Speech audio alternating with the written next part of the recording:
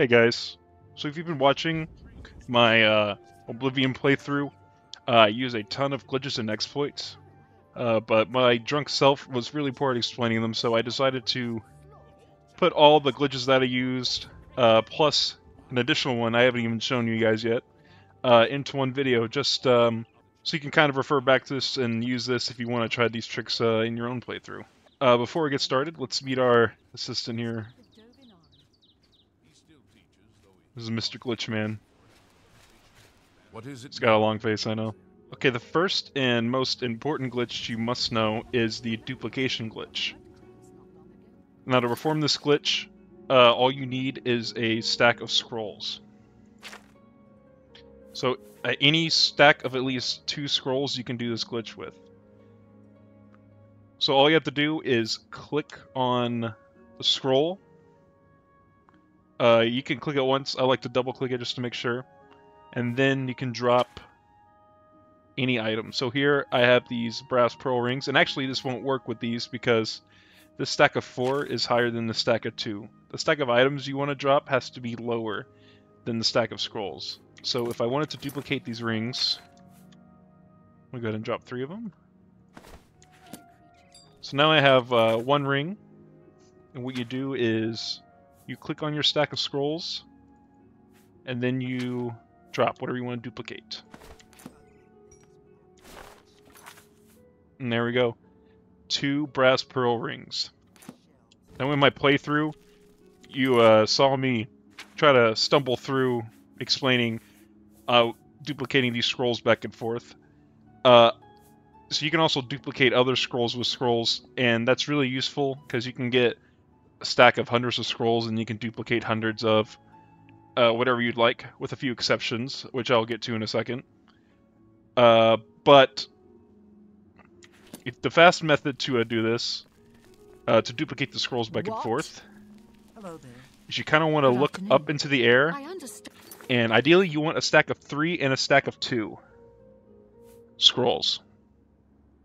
So what you do is you click the stack of 3, drop the stack of 2, and then you want to get out of your menu, and as soon as you do, you want to spam E or whatever your interact key is to pick them up out of the air. So like this. So now I have a stack of 4 and a stack of 3. Now I'm going to duplicate the stack of 3 with the stack of 4. So click on the stack of 4 and then drop the 3. Money is tight.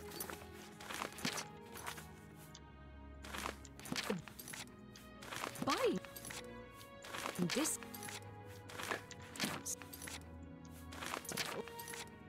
seems like a. And you could do this for however many you want. I wouldn't recommend duplicating more than a couple hundred of anything, because at a certain point the game kind of freaks out a little bit if you try to duplicate anymore. And so you can duplicate any common item in the game. So like I can duplicate this paintbrush, I can duplicate these regular rings. Things you can't duplicate are quest items, because obviously you can't drop them. You can't duplicate stolen items, and I'm not too sure why. But you can duplicate with stolen scrolls as well. You can duplicate with the stolen scrolls, you just can't duplicate the stolen scrolls to get more stolen scrolls. You know what I mean? Yeah, you know what I mean. And you also can't duplicate rare items. So this Mage Staff of Paralysis, there's only 1 of these in the game. This isn't a common weapon. So if I try to duplicate this, it won't work. Let me just demonstrate. So I'll click on the scroll. I'll try to drop this, and it doesn't work. If you're looking for somewhere early in the game to buy your scrolls, you can just go to Mystic Emporium, and this guy sells... Go ahead, please. Have a look around. You won't find Absorb Biter Magica scrolls. He sells 16 of them. And then he also sells a couple stacks of other scrolls. Obviously, duplication is really useful for a variety of reasons. You could duplicate a ton of potions, of course. You could duplicate a ton of stuff to sell to get some money.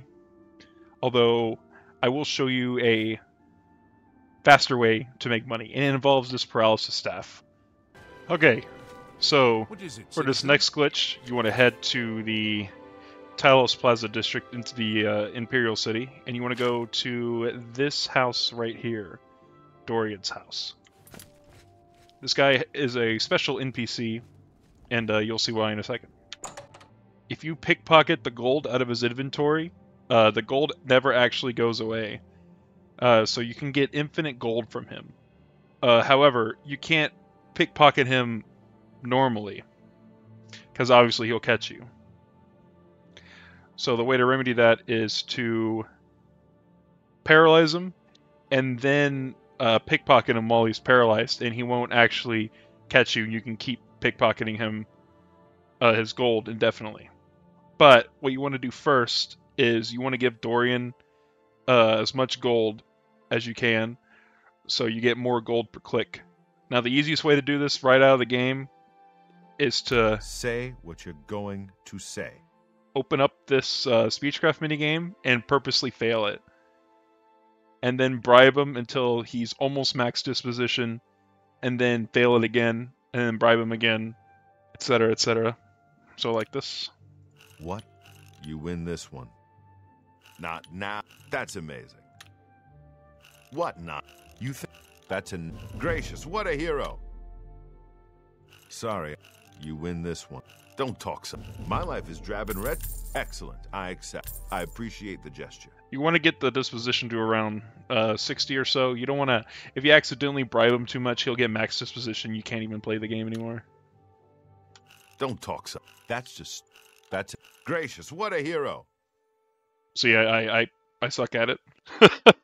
What you can do to instantly get his disposition lower is you could punch him and then yield. But the guards will get called if you do that, of course. Or you can use like a command humanoid spell on him. He also hates it when you do that. I think that one instantly gets his disposition. Excuse me, disposition down to 0. I'll demonstrate punching Dorian and then yielding. What? What? See? Was that hard? Bye. What do you want? I'm listening. See? Was that hard? You get the idea. I don't believe. It's kind of fun right. doing this actually. See? So obviously when you come to All right. Dorian, you'll want a little bit of gold at least to See? give to him. So then you'll want to paralyze him.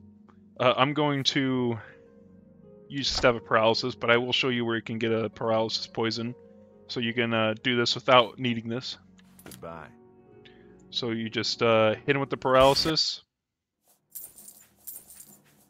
and then just click away on his gold. We're getting 693 gold every time we click on this guy. The guards will inevitably get called, but they actually won't take the gold out of your inventory, so you just go to jail. It's not a big deal. So if you want to get a paralysis poison at the beginning of the game, just head to Anvil, main gate, and then right across from the main gate is the Mage's Guild. At the top floor of the building, there's a paralysis poison. And you get free access to the upstairs Hello, if you wizard. join the Mage's Guild. Carahill's who you want to talk to. Hello there. How are you today? Yep, so go through this door, make a left, go up here.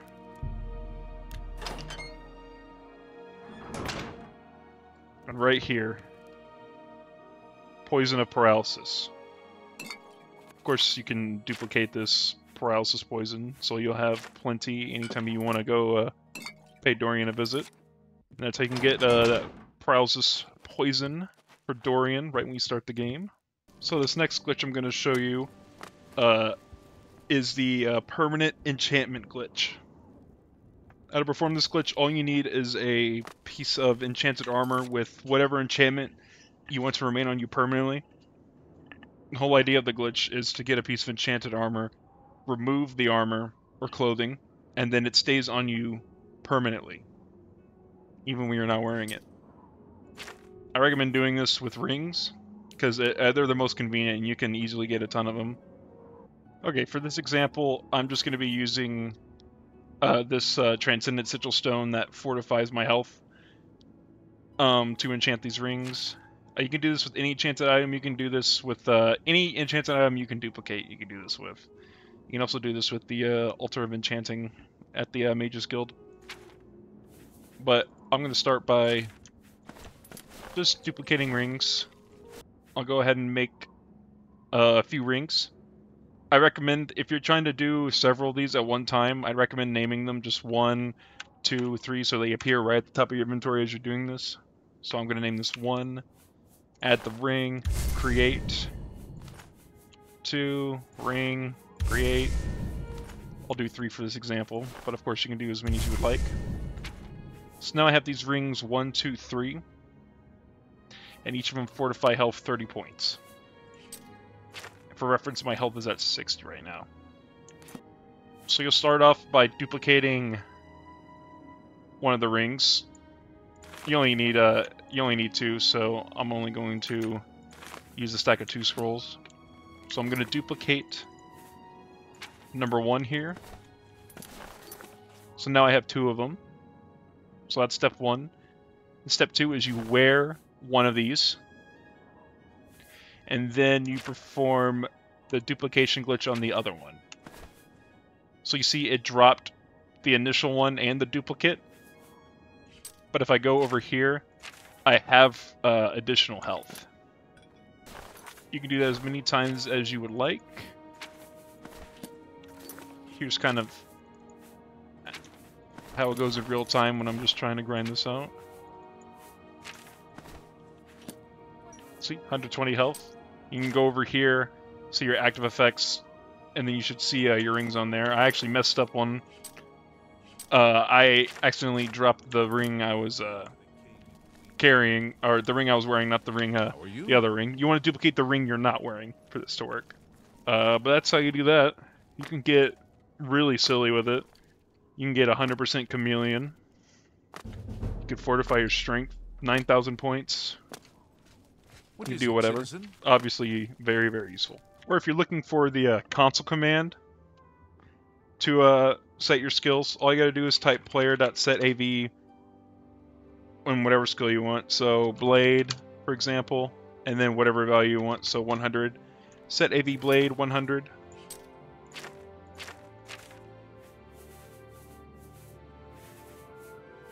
There it is.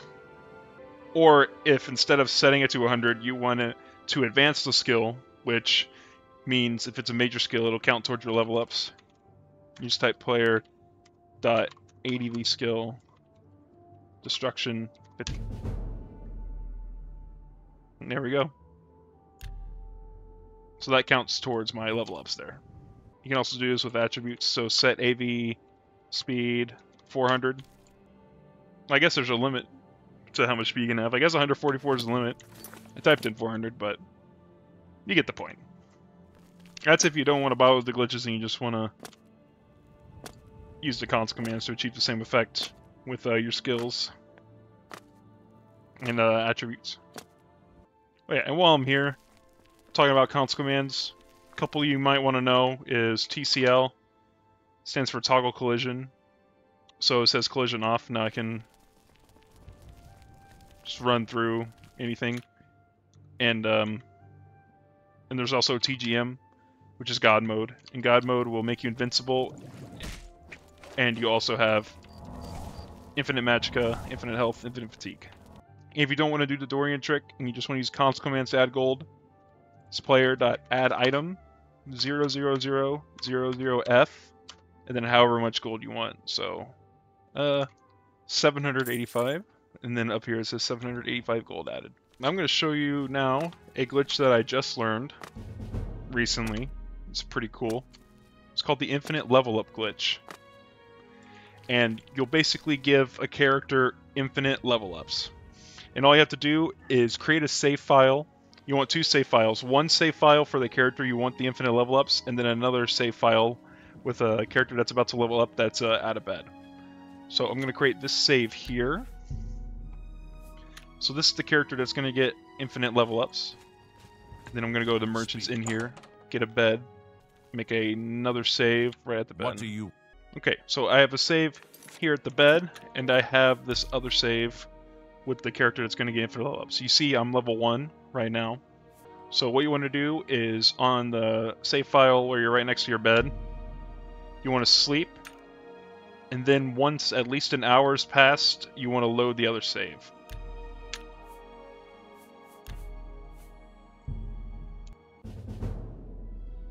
There you go.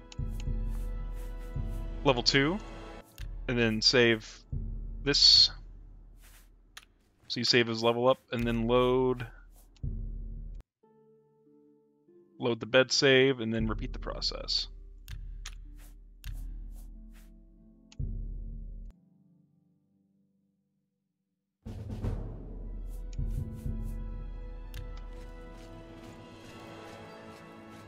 Now this doesn't have really a lot of useful applications. You can get all your attributes to 100 this way, but you'd be so high leveled that you'd be facing the hardest shit possible in the game, and you can just fortify all your attributes with the permanent enchantment glitch that I showed you. So I wouldn't call this one very useful, but it's cool. This next glitch is one of my favorite glitches in the whole game. It has to do with the temple, the one here. If you've played a lot of Oblivion, you probably already know this, but I'm gonna go and cover it anyway because I love it. So if you get yourself to the top of the Temple of the One, you can actually jump down and enter a little door that leads you to the last part of the game, right at the end when Martin's about to fight Magnus Dagon. But without cons commands, you may be wondering how you even get up here. Well, there's a reason I have a paintbrush in my inventory. So if I drop this paintbrush, you see this paintbrush just hangs out midair and has no physics. Can't even grab it and move it. It's completely static, and you can jump on top of it. So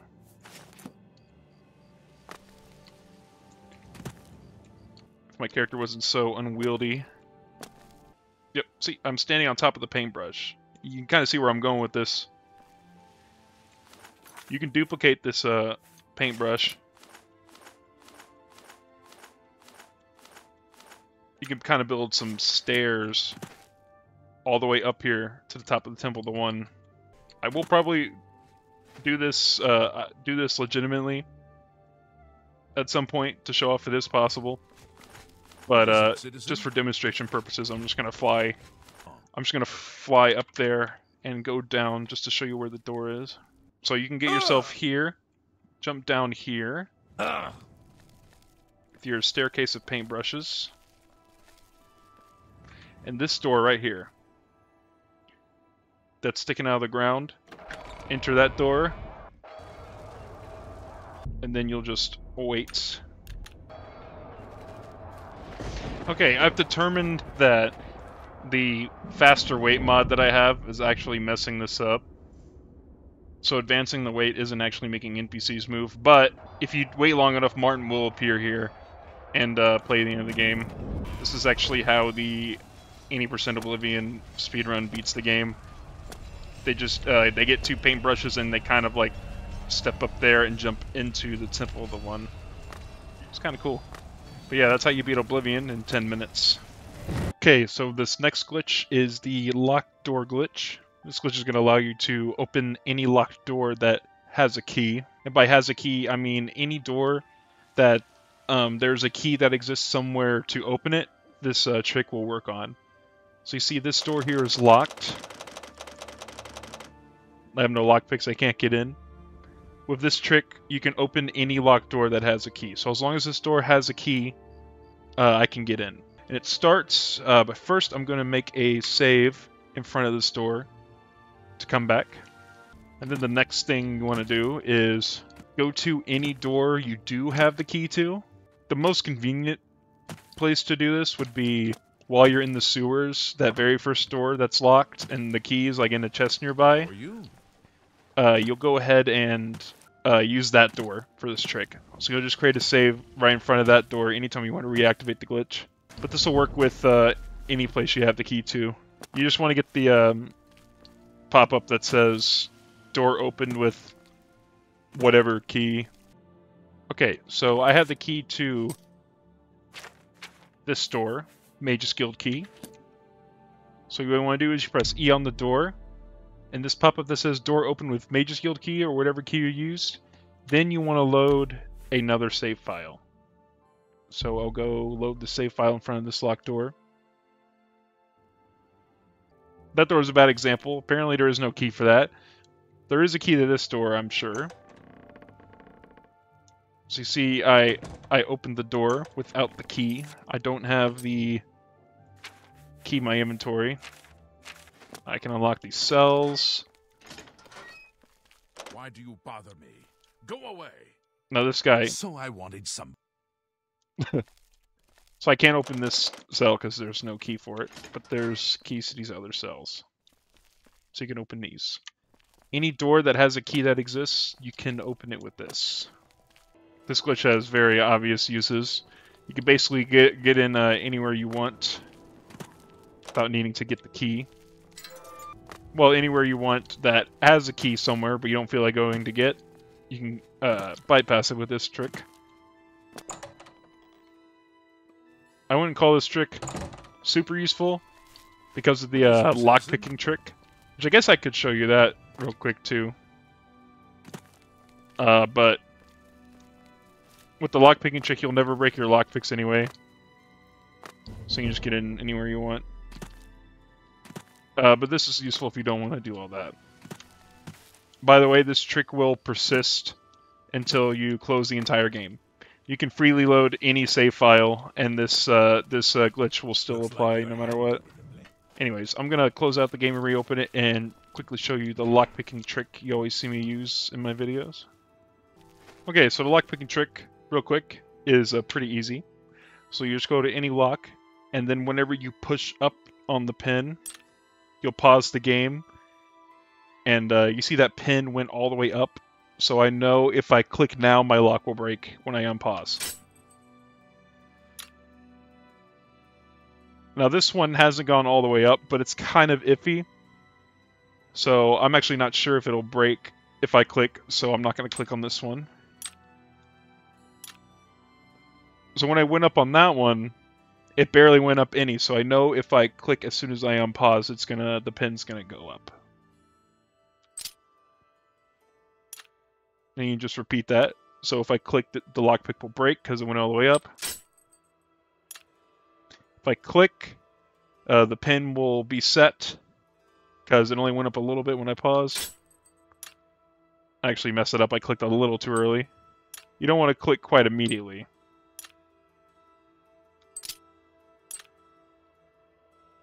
So that one's no good. No good. That's good. No good. No good. No good. Good. See, I still mess it up, so I would recommend you still carry more than one lockpick around. So you do the lockpicking trick. It's not really a glitch. It's more like a little hack or a little trick, I guess. But very useful, of course. Alright, so for this next one, I'm actually recording my voice over footage I already recorded for Obviously. the next part of the series that hasn't released yet. But here I'm demonstrating the save warp. So the whole point of save warping is you go through a door, you come out on the other side as a different character from a different save file. So what I've done here is I've gone deep in this dungeon to kill Karanya here for the Mage's Guild quest, and I have another save that is standing right in front of the door of the Arcane University. And so what I'm going to do is, after I defeat Karanya here, I'm going to load... Well, first of all, I'm going to save after I defeat Karanya. So I have a save file that's completed this quest. And then I'm going to load a different save that's in front of the Arcane University. And then when I go to the other save that's at the Arcane University, I'm going to press E and escape at the same time on the door to hear the door opening sound effect, but not actually go through the door, and have the pause menu come up. And then on the pause screen, I'm going to load the save file that just completed this quest. And what this glitch does is you'll go through the other side of the door as a character from a different save file. So I'm going to go on the other side of the Arcane University door as the character that just completed this quest right here. So yep, just killer quest completed. So I'm going to make the save here. Now let's load warp out of here. And then I'm going to load the save in front of the Arcane University. Sorry, save warp, I mean.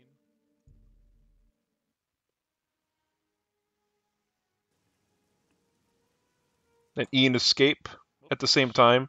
It's kind of tricky to do.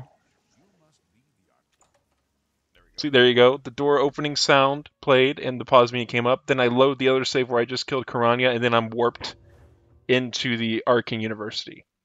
Very useful if you don't want to backtrack through a ton of dungeons. Yep. Alright guys, thank you for watching. Catch me live on twitch.tv/major_Alex__ for some late night Oblivion. Hope to see you there, and have a nice life, I guess.